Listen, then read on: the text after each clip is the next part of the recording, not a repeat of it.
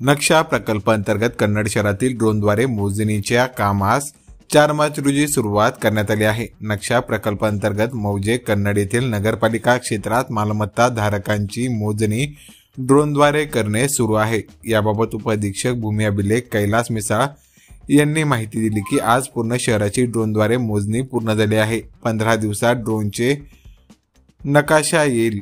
6 महिन्यात पूर्ण काम होईल, त्यानंतर प्रॉपर्टी कार्ड सनद दिली जाईल असे मिसाळ म्हणाले। यावेळी नगर परिषदेचे प्रशासक तथा उपविभागीय अधिकारी संतोष गोरड, प्रभारी मुख्य अधिकारी तथा तहसीलदार विघाचरण कडवकर, उपाधीक्षक भूमी अभिलेख कैलास मिसाळ, नगर परिषदेचे प्रभारी लेखपाल प्रशांत देशपांडे, पाणीपुरवठा निरीक्षक देविदास पाटील, स्वच्छता निरीक्षक पवन परदेशी, तलाठी दीपक एरंडे यांच्यासह नगर परिषद, तहसील, भूमी अभिलेख या कार्यालयाचे अधिकारी, कर्मचारी, शहरातील प्रतिष्ठित नागरिक मोठ्या संख्येने उपस्थित होते।